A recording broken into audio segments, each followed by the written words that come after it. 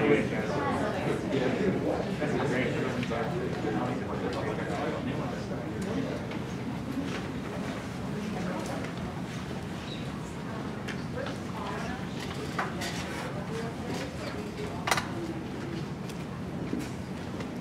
I going to be in the way if I sit? Oh, no. Are you sure? We're good, yeah. Are you positive? Yes. I can see. All right, good evening. We're going to go ahead and get started. Welcome to the Rho Kappa Social Studies Honor Society of Women. Our panel of influential women. My name is Roxanne Bristow, and I sponsor our Grays Lake North chapter. Our officers and committee members have worked diligently to host and to moderate the panel that you will hear tonight. Thank you for joining us. We are deeply grateful to our panelists for taking the time to speak with us tonight. And to introduce our panelists, please welcome our Rho Kappa officers.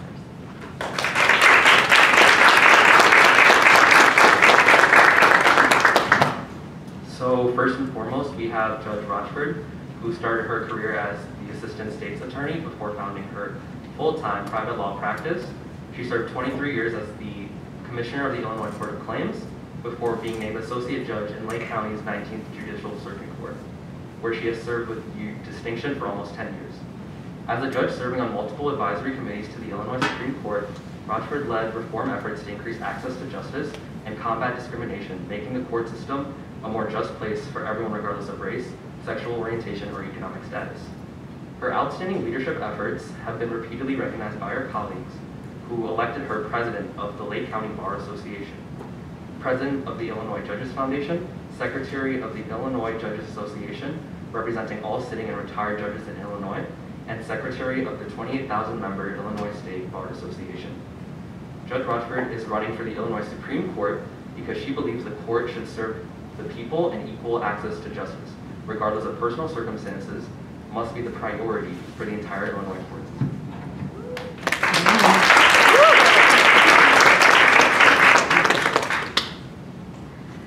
Hi, I'm Abby, and secondly we have Mary Kate Selling. Mary Kate Selling is an Executive Director of Clinical Data and Analytics at the University of Chicago Medicine. Reporting to the Executive Vice President, Chief Medical Officer of the health system, she oversees the performance assessment and excellence, clinical data and reporting, and health information management teams. She is the chair of the Data and Analytics Steering Committee and co-chair of the Analytics Intervention Unit. Mary Kate has entered the field of healthcare quality analytics as an entry-level analysis. Prior to that, she is a clinical microbiologist at the Mayo Clinic in Rochester, Minnesota. She has her bachelor's in bachelor's of science in clinical laboratory science from Marquette University and master's in healthcare administration from the University of Minnesota. Outside of work, she enjoys golfing, cheering on Marquette with Miss B, and she and her husband are staying busy with their newborn son.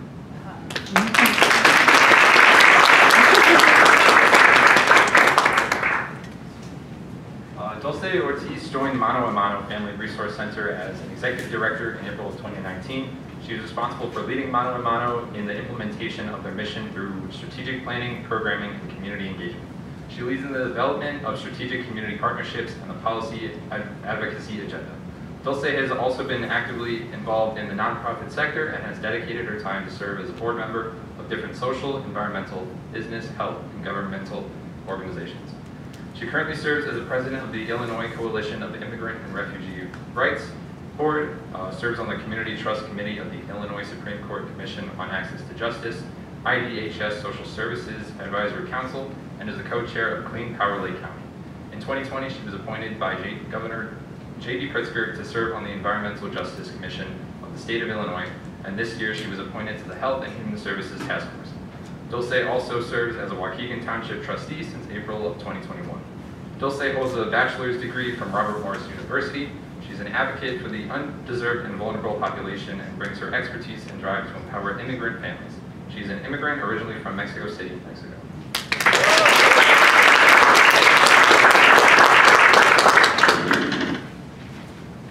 Trisha Dav has worked in healthcare marketing and communications with leading companies including Abbott, Hollister, and Baxter for 22 years. Today, she's a senior strategist at a marketing agency where she supports global brands such as Pediasure, Ensure, and Panbio COVID-19 tests. Through her career, Trisha has been able to help educate both patients and healthcare providers and has contributed to the creation, development, and marketing of important products for people with spinal cord injuries, kidney disease, and heart failure. In 2016, after spending months planning a trip for her family, Trisha decided to try writing a book about Disney World. That book was published by Theme Park Press in 2017 and has led to 4 more books, 2 monthly columns in WDW magazine, and a pretty good version of Happily Ever After.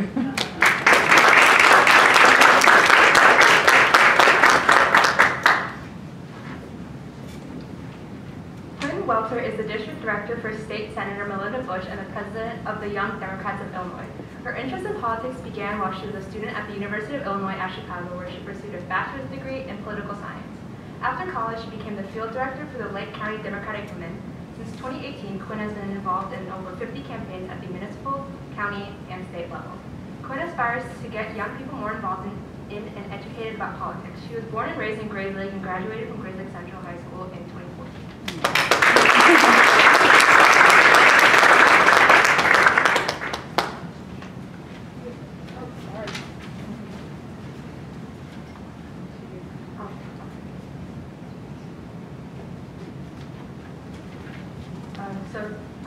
Quinn, why did you choose your career or chosen field, and what was your proudest moment? God, I'm honored that I'm the first question. I'm a little shocked too because there are very incredible human beings up here, so I'm very honored. But can you repeat the question? I feel like I blacked out when you asked. So why did you choose your career or chosen field, and what has been your proudest moment? And do you want to grab the mic? So it's a little... Yes, great question. Thank you. All right, let's test this out. Let's see. Is this working? Yes. All right, sweet. All right, hi everybody, my name is Quinn. As my bio said, I'm currently the district director for State Senator Melinda Bush, who is also another incredible woman, but so I also am the president of the Young Democrats of Illinois. And I'll be completely honest here,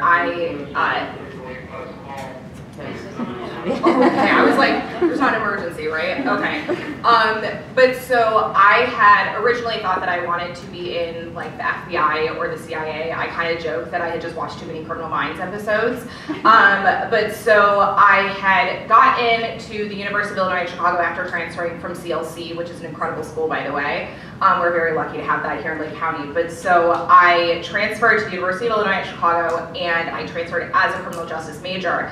And I was taking my classes, and I was like, oh, this isn't really like Criminal Minds, you know? Like this is not exactly what I was picturing. And I think too, this was in 2016, so this was when a very prominent election was happening, and I think that a lot of folks had gotten very invested, I would say, in the 2016 election, and I think that was really when I personally realized that I am not just one person, like I can help, and I can help get other people involved. And so literally a week before the 2016 election, I changed my major to political science my junior year of college. So that was a little bit of a risk, but I still ended up graduating on time, luckily. And I have not looked back since then, and honestly that was one of the best decisions I made, which was following what I was actually interested in.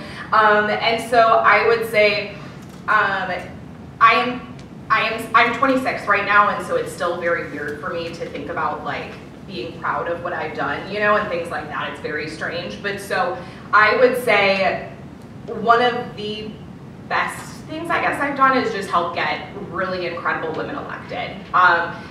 It's my mission in life, honestly, is just to get good people elected, because I think that at the end of the day, at the municipal level, the county level, and the state level, you need really incredible people. And I think that that is what makes me so proud to go to work every day. Working in politics is not easy, let me make that very clear. I'm sure some of y'all have heard some of the very fun stereotypes that are about working in politics and things like that. And most of it's probably true, but honestly, the reason why I push through every single day with my job is because of the people that I work for and I work with. So I'm very honored to have the job that I have, and I'll kind of sum this up really quickly, but you know, it's been really important for me also to make sure young people are educated about politics, because I had no idea what the hell I was doing when I was younger. Sorry for the swear word, but you know, I really didn't know what I was doing, and I think I personally don't want young people to ever be in a position like that again. So that's kind of what I am on a mission to do. I'm the president of the Young Dems of Illinois, and that's also, I would say, something I'm honored about. So I'm gonna stop talking now. Thank you.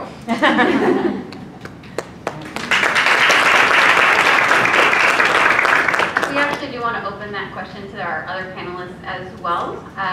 So we are interested in how all of you actually got into your careers, and the same question. So how did you actually enter your chosen field, and what are you the most proud of? So if you could all actually answer that question.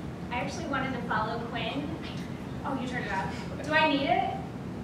I spent all day with junior high kids, so I just feel like I'm just all sorts of projecting. So funny enough, I had originally wanted to go into education, and so I wanted to speak to that piece too, because very much not what I thought I was going to be doing with my life. And I also went to CLC. My son, who is now a senior in college, he will graduate in May, which I can't believe, also did CLC. So we have a family of successful CLC folks. Don't let anyone tell you that it's not a good idea to go, because it's a lot cheaper than making a $20, $30, $40, $50, $60,000 mistake. But I thought I wanted to be a teacher, and I took an elementary education class at CLC, and I got a job working at Meadowview School. Any of you guys go to Meadowview? Yeah, I got to work as a remedial reading assistant for a year, and went, oh my gosh, I can't do this. Having spent all day with junior high kids, I can reaffirm that was not the right career path. So I decided to change my major to communications, and then went to school for that, and kind of was like, I don't really love this. And I got the opportunity to work at Abbott as a contractor.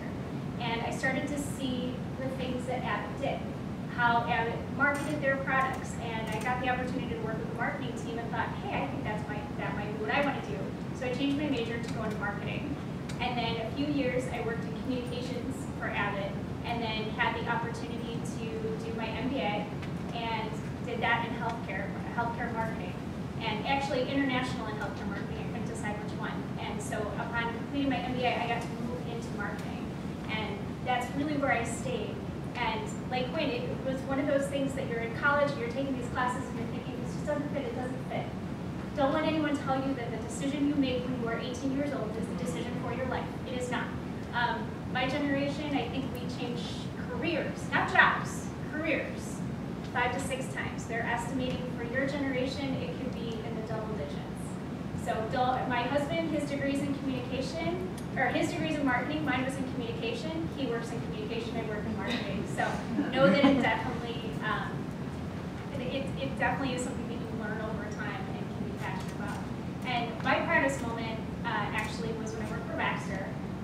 We had a kidney disease patient who was she was in a little tiny town outside of Shanghai, China. We got to go there and film her with her classmates. I got to talk at her school with a translator, obviously, and got to meet her family. And we were working on a project, and we were actually able to convince the CEO to bring this Chinese girl and her parents. This was not a wealthy family.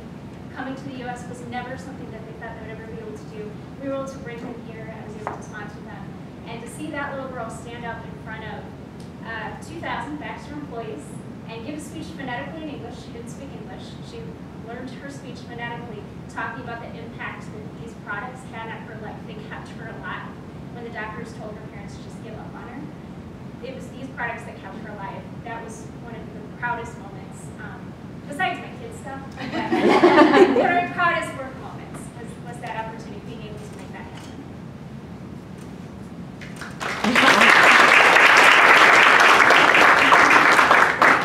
I will use the mic. I'm a little tired.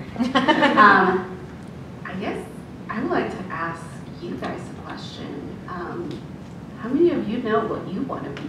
What career do you want? So raise your hand. Do you guys know? Kind of. I can't see your hand, so okay. So some of you know. How many of you absolutely have no clue what you want to be? No clue. It's okay. There's no shame. There's no shame in your game. Well, that was me. That was actually me. unlike my colleagues here, my journey has been very, very different. As my bio said, I wasn't born in this country. I came to this country undocumented. And so that presented a lot of challenges in itself, right? I actually learned that I was undocumented when I was getting ready to take driver's ed, which all of us are super excited for, right? Because, we're gonna get our license, we're gonna get to drive and get away from the parents, and, spend more time with your friends. But it was really shocking, but at the same time, I think for me, it gave me the will of, this is not gonna hold me back, right? I still knew that I wanted to go to college. How was that gonna take place? I had no clue, but I knew that it was going to happen. So just to make a long story short, I also went to the College of Lake County. I went part-time because I was working full-time. I don't know how or why I got some soccer skills. I was actually scouted by Robert Morris University to play soccer. I mean, they actually paid me to play soccer. I was like, wow. I didn't think I was that great, but they gave me a full ride scholarship. Robert Morris University is a private university, so it's really, really expensive. And back, I'm not going to say when, I don't want to let you know how old I am, but back in the day, it was a lot of money. But I was very grateful to have a full ride. I actually started my career in government. I worked at Waukegan Township, which now my bio says I'm a Waukegan Township trustee there. And I learned a lot about my mentor. She was actually the first African-American woman to be elected as township supervisor. So she taught me a lot about our, Black communities, and that Latinos and African-Americans, we're not that different. There's a lot of similarities there in our struggle.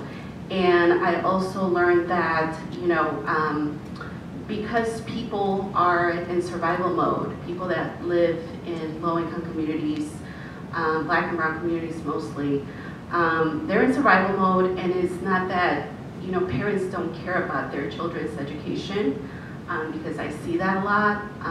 It's not that they don't care about who gets elected into office, it's just that their priorities are different.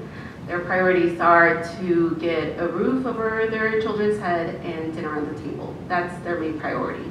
And some of them, because of the wages that are not always equitable and there are no benefits, unfortunately, they don't have the luxury to get involved in causes that are really impacting their families, their friends, their community.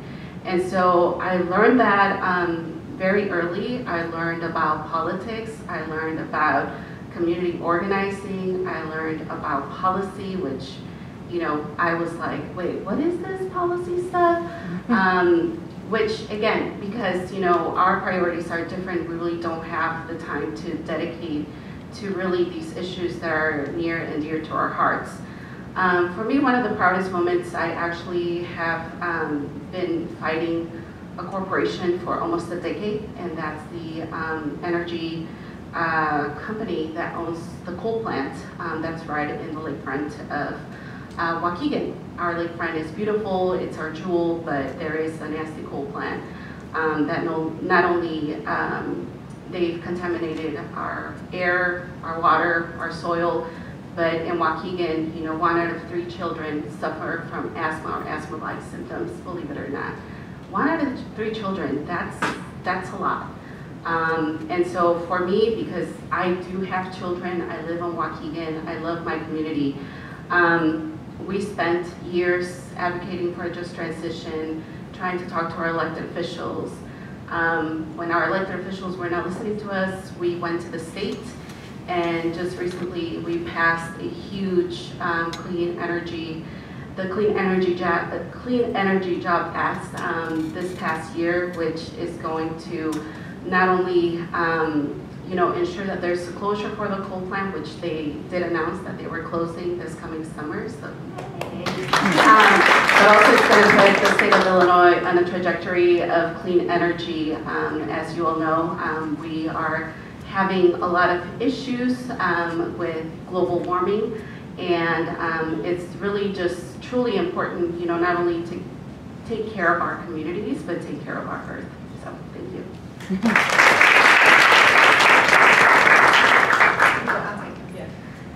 Hi everybody, Mary Kate. I am sorry to disappoint, but I grew up in St. Louis and I did not go to CLC. But I think there's a lot to be said about our paths have all been different. So when I grew up, I said, you know what, I similarly watched too much TV. I wanted to be on CSI and work in the lab and really followed my passion for science. And I got to the lab and it was not for me. I needed a little bit more social aspect of life and a little bit more day-to-day differences, right? I felt like I was doing the same thing every day. And so from that standpoint, I went back and got my master's in healthcare administration.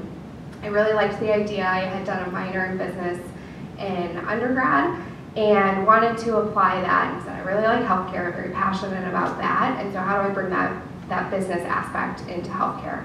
So I did my master's, and then I said, okay, well, this is great, but what part of the hospital, like who's gonna hire me? And I really don't have any experience outside of the lab. And so I wound up in the Department of Quality. In my mind, I was like, this is great, I can figure out all of the different components of how the hospital works, and then figure out really where I wanna go. And at that time, honestly, my career fell in my lap. From that standpoint, I said I said yes to every project that was offered to me. And I learned how to do computer science and code on the job. So I did everything from analytics to performance improvement and really started to understand our patient population to improve our outcomes. Working at the University of Chicago Medicine, our patient population is very much underserved. So the majority of our patients are Black, African American, and there are a ton of disparities when it comes to outcomes, whether it's diabetes control or heart disease. And so I think besides our response most recently in the COVID pandemic, prior to that, our team really restructured the way that we were gathering data. So every time you go to the doctor and they take your vitals and how old are you, what are your demographics, all of those things help inform us as health systems, us as a country, the physicians understand what treatment is right. And even it also influences the way that hospitals are reimbursed. So Blue Cross Blue Shield is going to pay the hospital because they're taking good care of their patients. And so they look at that by outcomes. So the way we've structured our data, we're able to start to see the disparities that our patients have. And most recently, our organization is putting a priority measure, and so a year-long initiative to actually decrease the disparities in hypertension care between our whites and Black African American patients.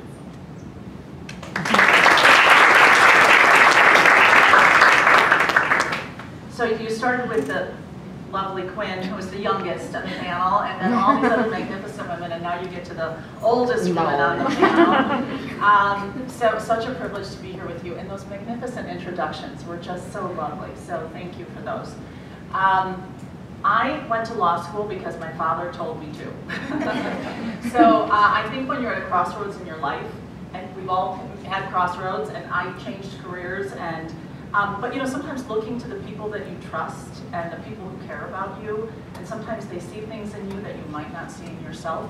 So he gave me great advice. But I'd first my college degree was in English, wasn't sure what I was going to do. My mother, who was a teacher, said, get your teaching certificate. So I followed her good advice, got my teaching certificate, taught, loved it, taught at high school level and also at, not CLC, but at community college in the city of Chicago. And I will tell you that some of the best teaching staff I have ever been is at the local community college level. So do not, as it's been confirmed here tonight, underestimate the value of local community college, and it's so reasonable and it's excellent education. But my dad suggested I go to law school, and I said, but I love teaching, and he said, you can do both. And he was right, because with my law degree, I have spent a great amount of my time, both as a practicing attorney and now as a judge, in the classroom. It's one of my favorite places to be. We started a program advancing literacy with children K through 4, where we're in the classrooms reading with students, letting them try on the robe and bang the gavel, and we talk about civics, and they're so smart. And then we have 2 programs that we started. One I started called You Be the Judge, where we go into high school classrooms and I put students in the robe and with the gavel. The other students argue real civil cases, and the student judge has the experience of seeing how difficult it is. Sometimes when we hear about cases on the news, we think, oh gosh, that they made the wrong decision or the right decision, but we're quick to a conclusion. It's a lot harder when you're actually sitting in that position. And then they also, when they bang the gavel and make a ruling, they realize the impact it has on real people's lives. And the other program that we are doing through the Illinois Judges Association in high schools is Your Future, Your Choice.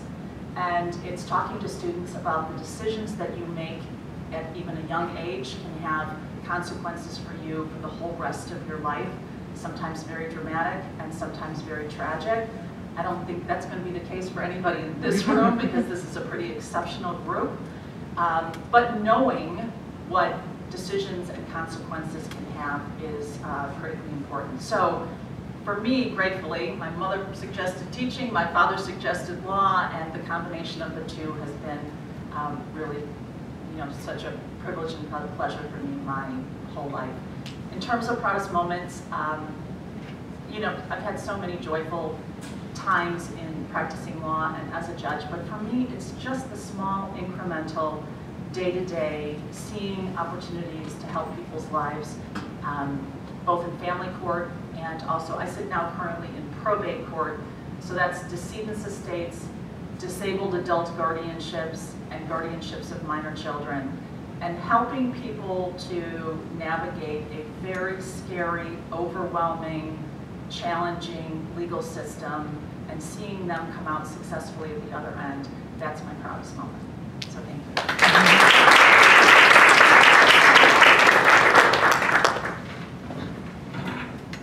Our next question to all the panelists is, who has been the most influential woman in your life and why?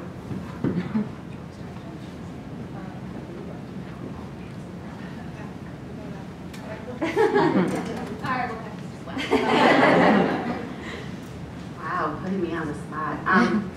Actually, this is really easy for me. As I mentioned earlier, I came here as an undocumented child, so I would say my mother.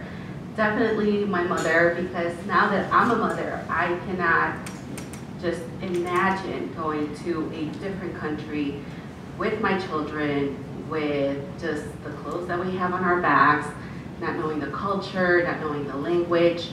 That is very, very scary. So she's always been, I would say, I call her that, she's an anomaly because she's just not a normal human being. Just of her bravery and her courage.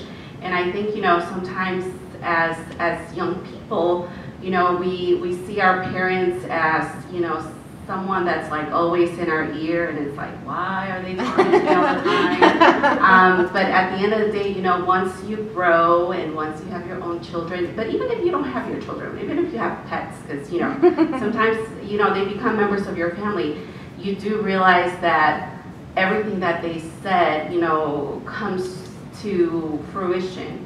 Everything that they said, they really said it because they cared about you and they loved you.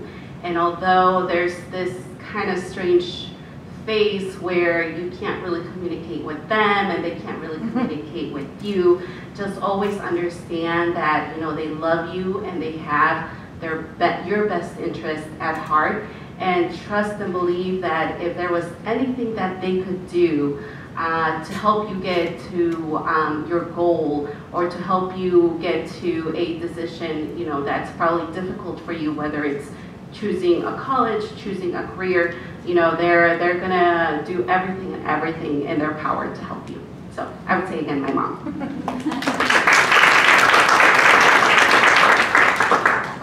I swear I'm not going to take everyone else's answers the whole thing. But I was thinking this one in the car, and my mom as well.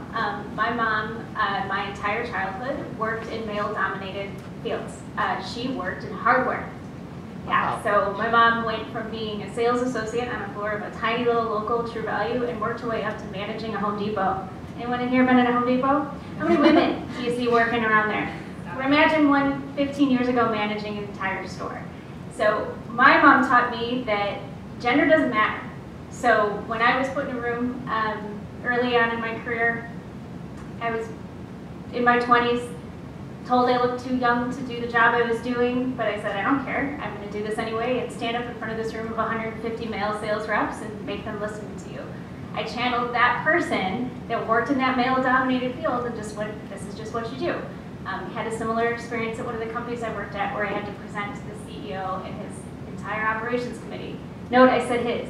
I walked in a room in 2011, the only woman in a room with 14 executives of a healthcare company, and went, why aren't there any women in here?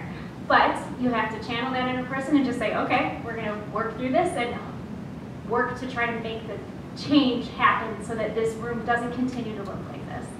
So I would definitely say my mom, because gender just wasn't ever an issue and wasn't ever something that I could let stop me from the things that I wanted to be able to do because of what she showed me.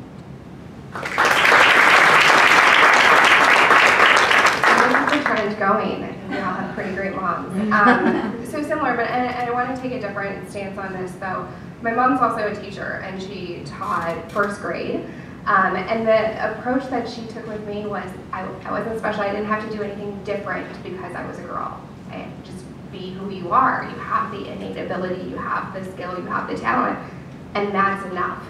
And growing up, I often think about the movements today and equal rights and all of that. And I look back at growing up and facing different adversities. I was always surrounded by strong women. My aunt was in a male-dominated field, in pharmacy actually in the 80s, which definitely the only woman there. But it was my mom, and even the way that she taught her kids in first grade. We're learning about women. We're learning about important people. We're not learning about this person just because they're a woman. And so I had the privilege to not even think that I had to be extra or above to equal a man, because I was just raised thinking that everybody's equal, sex, race, gender, any of that stuff. So she was ahead of her time in the way that she instilled that in me, and all of her students too. And so not just because of my mom, I think all of your teachers here, the way that they're presenting this, you're surrounded by strong women, and that is amazing.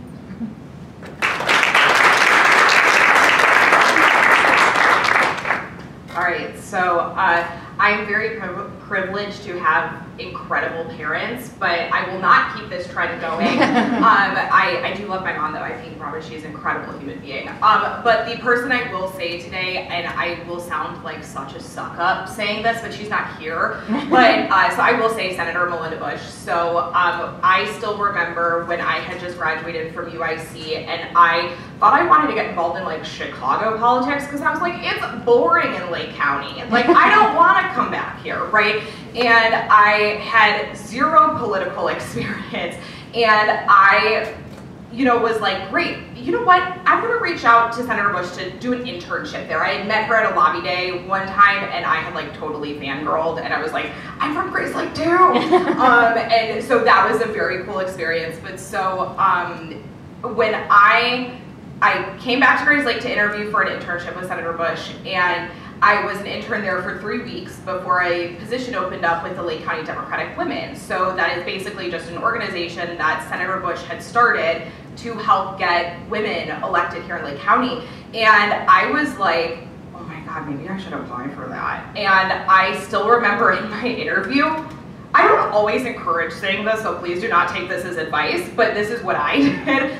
I said, I am not qualified for this, but hire me and you will not regret it. This is what I want to do. I am here to do this, and honestly, you know what? I will move back to Grace Lake for you, right? Like, I'd be honored. And so for some freaking reason, she decided to pick me up and keep me a part of the team and everything, and now I am 4 years later, still part of her team, and I'm very grateful for that. I think that on the topic of women, I think it's so important just in general that we lift people up. I don't think that tearing people down lifts you up any higher, honestly. And so it's very important though to see that and actually put that into practice, right? It's one thing to just like say, oh yeah, you know, like women should be elected to office, right? But then actually being able to amplify and lift up other women to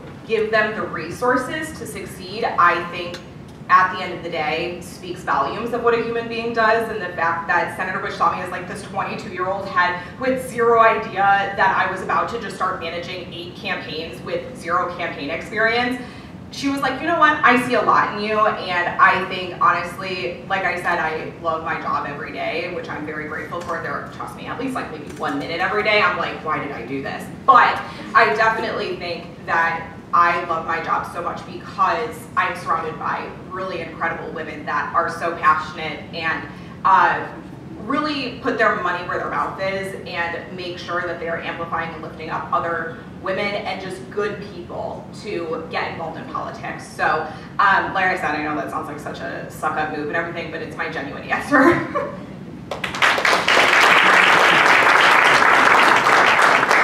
I happen to know that Senator Bush is glad that you made that decision. Glad to have you on the team. But so I'm going to be the bookend at the other side that says my mother. But actually, there have been so many incredible women. When you're as old as I am, you are influenced by so many people. I mean, starting with, you know, nuns that taught me in grammar school and high school, and judges who've mentored me, and so many magnificent people along the way. But throughout it all was my mother, who just had a gift for being gracious and kind, and the ability to look into people and see their true best self. And she always saw the people in the room who were invisible or felt that they were, and she just always pulled them out and made them feel wonderful. And today when I sit on the bench, and sometimes when I'm struggling or I feel as if I might lose my temper, or she's there, she's deceased, but I see her in the back of the courtroom and she's just always there to guide me. And if I take a breath and think about her, I get right back on the track that I'm supposed to be on. So, my dear mother.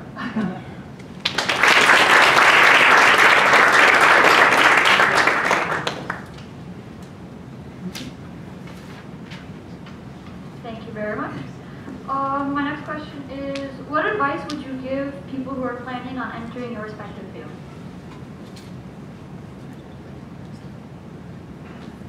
My goodness. Your name and reputation is everything, and you set it from the very beginning. You know, you chart your path, and the people that you encounter, the way you treat them, your integrity. It starts at the very beginning, and it follows you throughout the entirety of your career. And I remember when I was first on the bench, my first week on the bench, someone said to me, you know, you're kind of casting the die here on in this first week, because people are going to have an impression, and it's going to be hard to undo it. And I think that's true of every phase of your career. So, and it doesn't matter what you do. Your reputation is everything. Your name is everything. Your integrity is everything. So do not compromise it for anyone or for anything.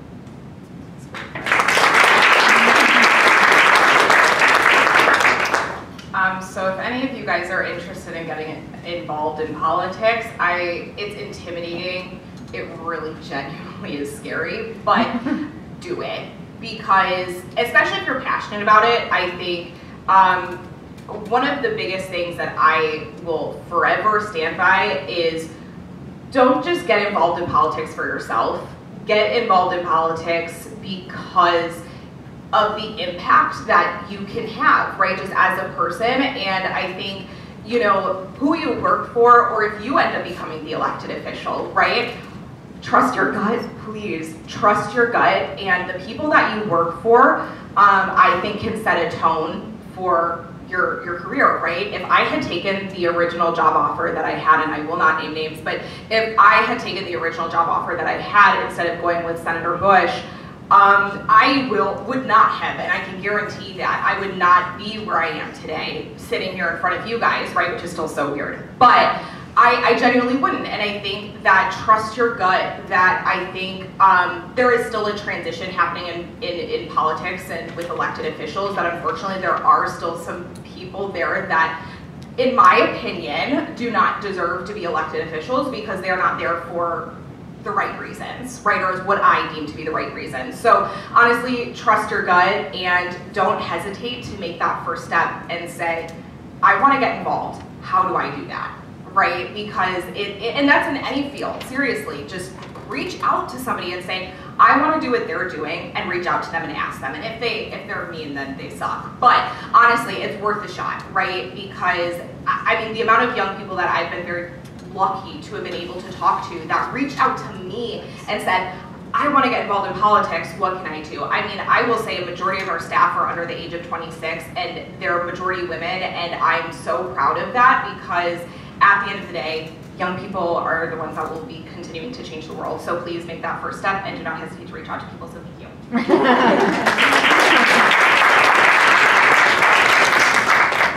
So in the world of healthcare, and specifically at least in analytics, it's continuing to change.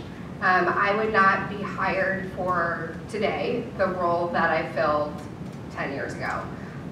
The skills are different, the application is different, the learning of it is all different. So what I think that all means is just because you get the job on day one doesn't mean you're going to be doing that same job 10 years, 20 years, 30 years later. And so be comfortable continuing to learn and comfortable continuing to challenge yourself.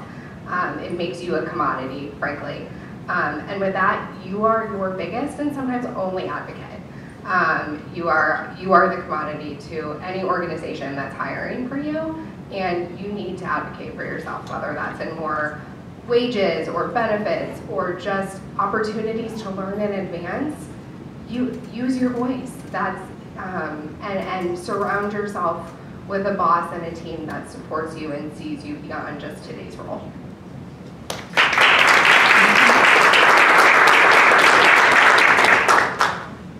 So I spent a lot of years in the corporate world, traveling a lot, working 80 hours, 60-hour weeks. You can work 24 hours a day and the job won't ever be done. What you have to learn, and it's hard to do it right now, you're also young and full of energy, but mental health, physical health, your mental health is as important. How many of us here have come to school when we're really super sick? Probably not too many, sometimes. But when you're having maybe a bad mental health day, do we take time off? Not usually. At least I know in the worlds that I work in, if I said I have COVID, I'm going to get off work. If I say I'm having a mental health day, you're not going to get off work. So these are things to think about and prioritize as you go into these careers. Don't forget your sense of self. Don't forget your sense of taking care of yourself and learning how to do that. These jobs can be your life if you let them, but most of them, what makes these women so great at what they do is the perspective that they bring to those jobs as well. Their ability to see people maybe outside of their work, so you can build empathy and compassion and perspective. And so often that's really what we need to be able to bring to a lot of these roles and be leaders.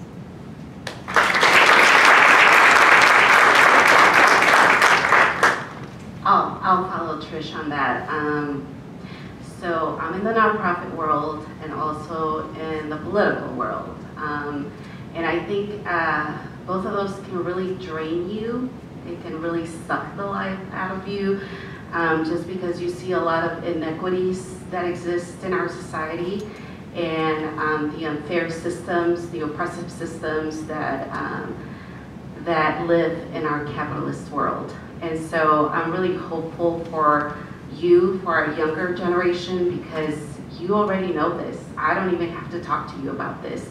You're already seeing this and seeing a lot of great young organizers that are fighting for a better and just world. It gives me, a lot of hope, and it gives me chills as well. And I think, in a career that you're going to, I think that you have to hold, empathy for others. As you all know, the pandemic has been truly devastating. A lot of mental health issues, not only with our young folks, but also our older folks. And now in the days of social media, where you just post all of the pretty, flowery lives that people are living in, obviously they're not gonna post the ugly, right? And so it can give you a really false sense of, you know, what lives people are living, and that some of them are really just struggling deep down inside. And so have empathy for others. Also, make sure that you stay true to your values. Even nowadays, I do counsel older elected officials, just because, you know, I have a different perspective. And when you stay true to your values, it doesn't matter where the wind blows. It doesn't matter how many directions people are pulling you from. It doesn't matter, you know, who's in your ear.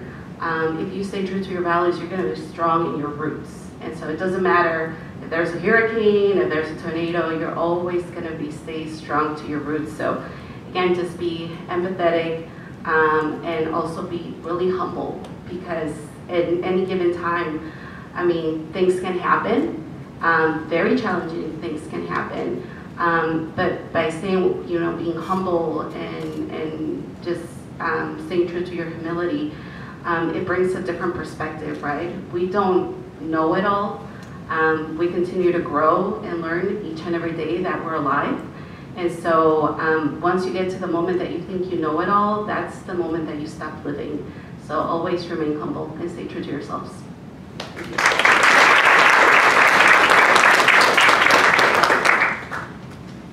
For our next question, what is a trait or phrase that you all think is important to live by? Dulce, you start.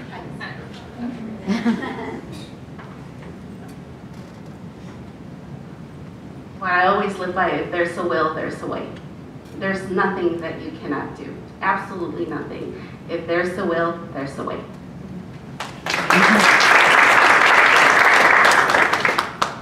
Be curious and be kind.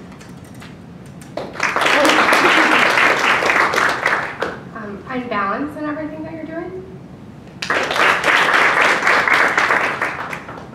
Be honest, and as long as you can sleep at night.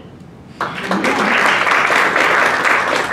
I have two. One is service above self, that always resonates with me, and the other is Ralph Waldo Emerson quote, that nothing great was ever achieved without enthusiasm. So be enthusiastic.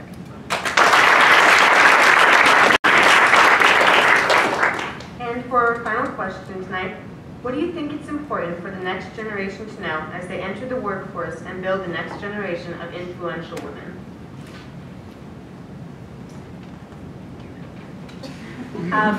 So every step of the way, people are helping you. Sometimes you're not even fully aware of the hand up that someone's giving you and boosting you, your confidence. And then every time you achieve something, it's a wonderful achievement for not just yourself personally, but for all those people who supported you.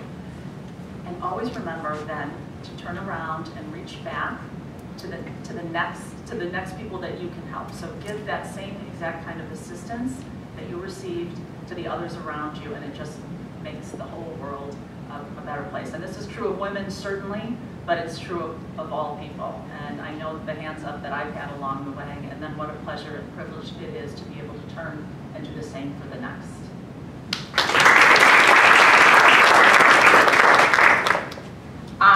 So it's hard not to like relate this all back to politics and stuff, just because that's like kind of why I'm here. But you know, I think the next generation is shaping our every tomorrow, right? Like we are all shaping what is happening moving forward. So you know, I know one of the potential questions, and you know, we aren't going to get to it, but vote if you're able to. Seriously, it's very important. You know, I won't like super hone in on this, but I worked on a campaign once that was at the county level, and they had lost by 13 votes on election night. Oh, I'm sorry, they lost on election night and then ended up winning by 13 votes after election day because of mail-in ballots. So if anybody ever says that your vote does not matter, it's incorrect, especially on the municipal and the county and the state level. I think it's just really important to just be as aware as you can, and don't be afraid to ask questions, honestly. Like, just ask people. If you are genuinely curious of, I don't know how to talk about property taxes, or why are people so mad about property taxes, whatever it ends up being, just ask questions and honestly stay true to your gut and just move forward with what truly pushes you every day. So that's all.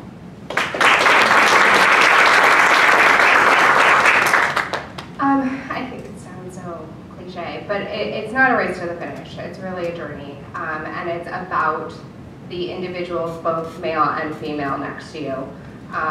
And so how do we get there in an equitable situation and outcome, and take everyone along the way. It's not one person standing at the finish line, because we're all better if we improve it for everyone.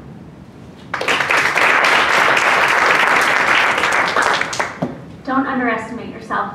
It's really, really, really easy these days to, like you were saying, look at social media and they're like, oh, they look like this and their life looks like this. It doesn't. That's the picture they posted. That picture looked like that, but there was a bunch of other things, ugly things behind it. Probably every one of us here has had days, we've had moments, we've had jobs, we've had bosses that underestimated us. We had days that we underestimated ourselves. Negative self-talk is a real thing. Thankfully, they understand it now, and they know how to help us when we have it. But don't underestimate yourself and what you can do and the impact that you can have. In changing one life, it's not just the one life, it's the life that life goes on and changes. And you don't have to change a million. Sometimes you just have to be okay with changing one.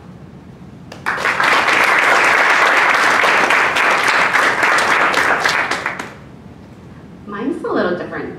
I think I don't have any advice for you because I already believe in you. I already think you guys, the younger, like I said, you guys are seeing what's wrong with this world. You're fighting for justice. You're fighting for our Mother Earth. You're getting more involved, in protest rallies, and just I believe in you. I know that you guys are gonna make everything right.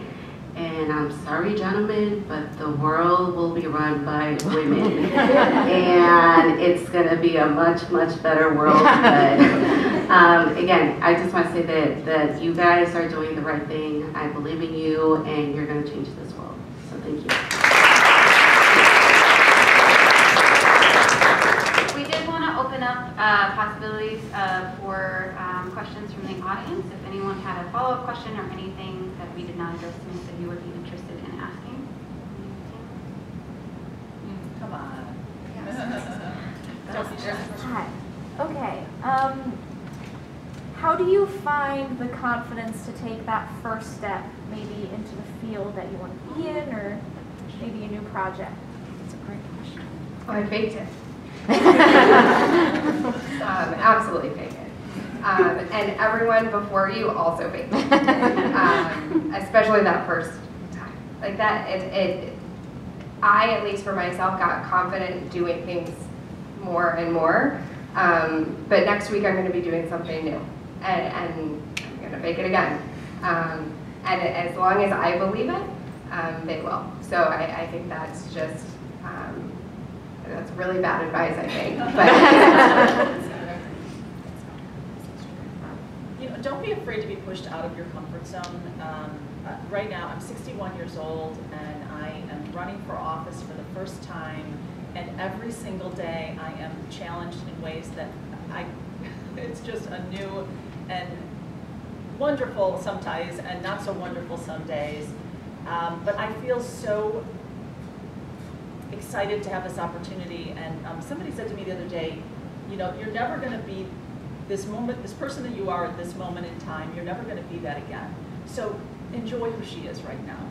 And that's what I'm trying to do, is seize this wonderful opportunity, even though it's scary as can be some days, and and wonderful other days, and enjoy that whole part of the journey, and don't ever stop challenging yourself, because even when you get old, continuing to challenge yourself is just a wonderful and exciting thing, and it keeps you interested and relevant, and who knows, you know, there are just so many great opportunities out there. So I know it's scary, and I think it's a great question, but you got to just jump in when an opportunity is there, and you know what you're capable of inside, and so seize it, give it the best shot you've got, and if it doesn't work out, you're never worse off for having tried. Yep. And laugh when it doesn't go well. Oh my gosh. Keep your sense of humor. I had my pants inside out when I was presenting to our board. So thankfully it was on Zoom. But no, it's going to go wrong so many times, whether it's career, personal life, any of it, and laugh at it. I mean, it's funny, frankly. Absolutely. And so be comfortable enough and enjoy the awkwardness in it all. And have cheerleaders. Really, I literally was just texting with a friend of mine right before I was on the way here, telling her, just go for the job, just go, just try. So be that, have those people for yourself that will be that person, and be that for someone else. And when you have people that are just negative, sometimes just like you break up with people in relationships, sometimes you break up with friendships, sometimes you break up with companies. I'm sure all of us at some point have broken up with a job. Sometimes I had a career coach tell me once that, hey, it's time to fire this company. And you don't think of it that way, but sometimes you have to be able to acknowledge an environment that's maybe not as positive and be willing to make that change. Because sometimes that's the hardest change to make, is the place that you are and going outside of that comfort zone and saying, this isn't okay anymore, and I'm going to move here. Make sure you have those positive people. I call it my board of directors. Companies have those, and you try to have different people. You don't want one type of person, so you have different people over different perspectives, and have that in your life. Sometimes it's your parents, friends, people you've worked for, teachers, bosses, but get those people, build them up over the years, and nurture those relationships.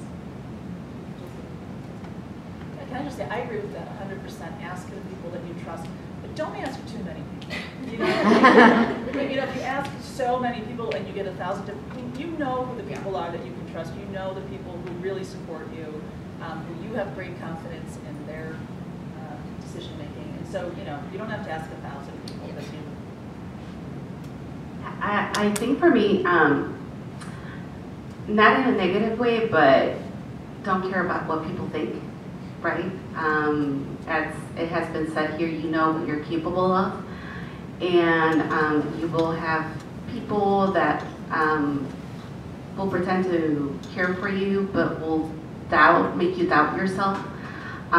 So don't care about what people think. I think in your own right, you already know what you want to do, and you're sort of just looking for that reassurance. But even if you don't have your board of directors, or if you don't have your cheerleaders, that has to come from inside you. It has to come from within, that will and that power to say, I'm going to do this, right? Because sometimes, people are gonna, care for you and think like, well, I don't know if you should be doing this. I'm a very spiritual person, and so I'm always led by my faith.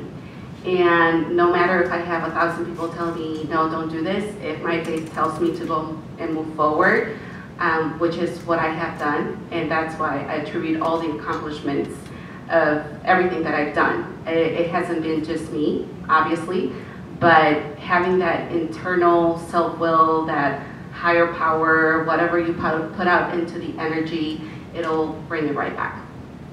And also super quick, I do just also want to say, yes, I'm 26, but I am not who I am now, who I was back when I was 18, right? Like, I still, I have flashbacks to, when I was in college and stuff, and I'm like, who even was that? So I really do think that, be open to knowing that you will change, and I think just being open to listening, and also just, watching the people around you and learning from them. That, I think, is one of my better lessons that I will say, is I try to learn from other people's mistakes, and Sometimes I am the one who makes those mistakes, but you know what, at the end of the day, I think that nobody, I mean, well, some people wake up and are like, from day one, just the most confident human alive, and that's fantastic, but that's not everybody. And I've gone through my own process of getting to where I am now, and I think that also I attribute a lot of that because I'm surrounded by these really incredible women that just constantly exude confidence. And I will echo, it might seem like terrible advice, but fake it till you make it. And honestly, I think that if you go into something with confidence, you know, sorry, this is probably going to be a little bit of a provocative statement, but straight white men do it all the time, okay? So just walk in, act like you know what you're talking about, and there you go. That's my advice. So, like I said, I don't know if that's the best, but there you go. Other questions? Anything else you'd like to ask our panel? Yes, sure. What are your thoughts on pineapple on pizza? Yes. We got one yes. Oh yeah, Hawaiian all day. It's not my first choice, but I do enjoy it when my husband orders it. I'll be honest, I've never had it. No, it's very good. Slightly embarrassed. I'm a lot more of like a jalapenos on pizza type of person, so I've never had pineapple on pizza. I'm so sorry. I haven't had jalapenos on pizza. Well, all right, we'll swap next time. Any other questions? When you have a lot on your plate, it's not necessarily difficult but overwhelming. How do you tackle that? Oh, that's a good question. Did you hear, did the panelists hear the question? A lot on your plate. Yeah, we're in Sorry. Come back here. That's such a good question. Good question. Oh, sorry. Okay. When you have a lot of things to do that like have a big impact, not necessarily that it's difficult but overwhelming, how do you face that challenge? So one example, I had an experience, I was hired to do a job for the Court of Claims. That's a court where if you sue the state of Illinois, it's the only place you can sue the state. The state is exempt from prosecution in other courts. Anyway, I was hired to do this job. It was my first day, and they delivered to my office, my law office, like boxes filled with thousands of cases. And when they started bringing them in, I couldn't even, I was just beyond my wildest imagination that all of these cases had been assigned to me, and I cried. And then I called my father and I said, I can't do this. It's absolutely overwhelming. I don't even know what I'm doing. And they just delivered like 3,000 cases here. And I said, I don't know what to do. And he said, you're going to take the first case, the oldest case, the first case on the file, and you're going to focus on that case, and then what you're going to focus on until you can move to the next case. And it was the best advice. It was so simple, but it has translated to my life going on in, you know, to having children and to being overwhelmed in all areas of my life. Just take one very digestible piece, focus on it, address it, get it done, and then you feel a sense of accomplishment, and then you can take on that next piece. So I am currently managing 4 state level campaigns, and it's overwhelming every day because, you know, at 26, I'm like, I have no idea what I'm doing. Like, how did I get here, right? But I do genuinely think that piece by piece and task by task is really what you have to do at the end of the day. And, you know, I suffer from OCD and ADHD, and so a lot of times I do have to do bite-sized pieces and do what works for you, right? Just because something works for one person it's not a one-size-fits-all type of thing. So whatever works in your brain and functions in your brain well, stick with it, right? But also be willing to adapt and take in new information. And I think that every day is overwhelming, and I know that the judge probably understands that, but I think that, you know, at the end of the day, like, as long as you have a reason why you're doing that thing that is overwhelming you, then I think hopefully it's worth it, right? And then just keep pushing that way. So, but I'm 26. I literally every day I'm like, let me try a different organization system. Poor Hillary has to deal with that every day. But honestly, like, just try new things and see what works for you, and then accommodate and adapt. So that's my advice. The first question I always ask is, do I have to do this, and do I have to do it, or do I have to do it alone? because maybe it's something that you can delegate out to someone else. Now, I understand that I'm saying that to people who are on sports teams and have an honor roll system and homework, and so I would not recommend, and it would kill me if I say delegate your homework to someone else. Yeah, no. Do not delegate your homework to someone else. I did not say to delegate your homework. But other things in life, where can you lean on your community and your support group to do things? When it is all on you and you need to do all of those things, then to me it's if something's got to give, what's going to give? And allow yourself to prioritize in that way. And if you get into all of it, you get into all of it. And if you don't, you're not, and it's going to be okay. The only caveat to that is be transparent with whomever you're doing it with, so that they're not surprised. And because I think deadlines, when they're missed, are not really an issue. If you know that, hey, it's going to be tight next week or this, people are really understanding and forgiving on that. And so I think be transparent and prioritize where you can. If you can't delegate. I kind of echo a couple of things there. Learn what works for you and be okay with your process being your process. You don't have to take your boss's process. You don't have to take your teacher's process. You don't have, but figure out what yours is. You're probably always going to have more of a list than you can ever get done in a day in your life. I still try to think back when I didn't have a to-do list that was longer than any shot I ever had of completing it. But I always have my list. And a lot of times when I'm faced with overwhelmed and working in an agency world, I'll have people from Abbott calling me, sometimes 6, 7 different people. They don't talk to each other. They don't know who each other are. They're all, in their mind, they're all my number one priority. And you have kids, and then you have other things that you're doing, and you have life. And everybody always thinks that they're your number one priority. And it's okay to communicate that maybe they're not, or sometimes just tell them, yep, sure, and this is when I'll do it. But finding what your process is, for me, it is a list and prioritizing, just because it can sometimes help getting all of that out that you're thinking that you have to do can sometimes seem overwhelming when it's all up in here. And there's great analogies and metaphors for if you hold a glass of water, if you hold this for 5 minutes, it's not too much. Hold it for an hour, hold it for 8 hours. Suddenly something that doesn't seem that big can build up, build up, build up. That list, if you're trying to hold it all in here, can start to feel really overwhelming. Sometimes laying it out and breaking it up into chunks, that's something that's worked for me. And I've had to train my son to do the same thing. And whenever he's overwhelmed, suddenly we do that, and it breaks it up and it helps, but it's not his natural tendency. So just figure out what yours is and be okay with that process and trying other ones if it's not working.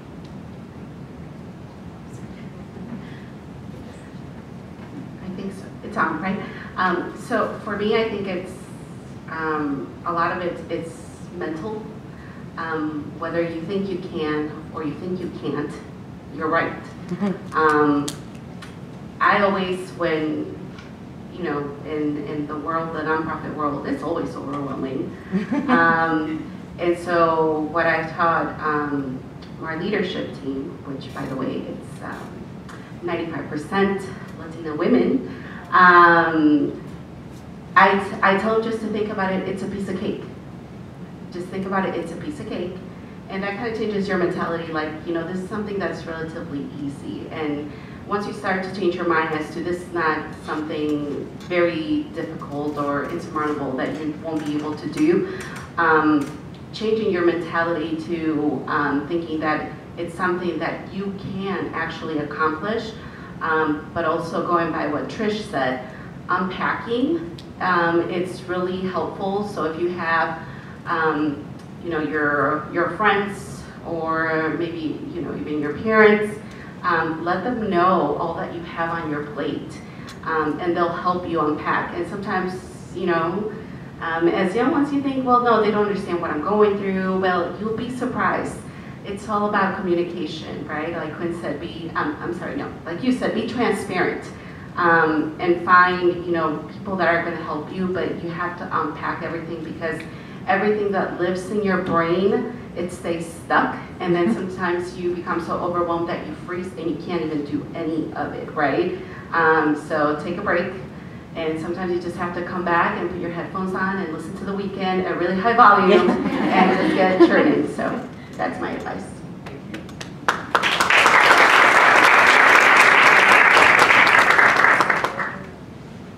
Any other questions? Anything you'd like to add? Okay. We do want to offer our panelists if there was any final things that you would like to communicate or anything else you'd like to tell our students or our people who are here. Any final statements that you'd like to make or anything that you didn't get a chance, that we didn't ask, that you wanted to talk about, anything else that you might want to offer here at the end of the party?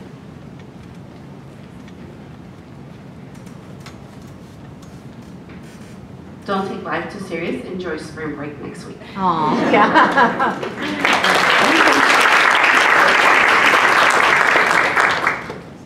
Thank you. I will just say that I am running for office. I have a card for each of you. If you'd like to take it, I'd love to have you follow me on social media. I'd love to have you stay in touch. I know that this wonderful young man who introduced me is interested in a future in law. Please don't hesitate, as was said earlier, to reach out to me. You know, that's how relationships are built, and that's how careers are made. So, so stay in touch. I'd love to hear from you. Same, but I'm not running for office. I just wanted to say thank you. When Roxanne reached out to me, I was like, yeah, so I'm a woman. I don't think I'm an influential woman, but thank you. Being up here, it's very humbling. But thank you all. You've been a great audience. And as someone who confidence is not something that I always feel that I'm in large quantities of, this was definitely one of those. And so also too, I'm from Grays Lake, so I was born and raised here. My dad also was born and raised here. I literally live in the home that my great-grandparents built. So like, I know what it's like to be raised here, okay? But I do genuinely think that if I had something like this happening, what would I want to hear if I were sitting there? It is that you are competent and you are capable of doing whatever the hell you want. Honestly, I think that if I had somebody tell me that back when I was 16 and struggling, I think I genuinely would have taken that to heart. And so honestly, like, I do think that, you know, none of us have everything figured out, right? But I do think that be easy with yourself, be honest with yourself, and do what is right for you. Like I said, as long as you're honest, I think that that's what matters the most. And so, you know, whatever incredible things you guys all go to do, just stay true to yourself and just know that, like, you are fully capable, but do not be afraid to reach out for help and take advice from others. And you know, fake, like we said, fake it till you make it. You know, that confidence is there somewhere in you. Okay, so just channel it if you ever get nervous or anything. And you know, honestly, I still, it's a little surreal being up here with these four, and I mean, honestly, I've admired a lot of the work that Dulce has done, and you know, being able to be up here with the judges, kind of, it's still incredible, right? I think that these women are amazing, but you guys are all amazing as well, and thank you for hosting this event. This was really amazing, and so, you know, please do not ever hesitate to reach out. I'm more than happy to talk about whatever you need. So, yeah, that's really it. Just, you know, do what makes you happy. There you go.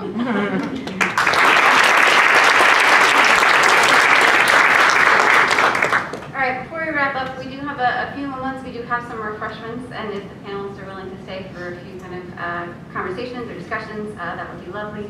But I did want to thank, again, our amazing panelists for coming. We are deeply grateful for your participation tonight. And thank you to our Women's History Month committee members, both our officers who are here, and we also had other committee members who worked on it as well as to Ms. Visivak, our Associate Department Chair, who also helped us plan this event. We hope that you leave here inspired and empowered, and we really appreciate you coming this evening, and thank you once again to our panel.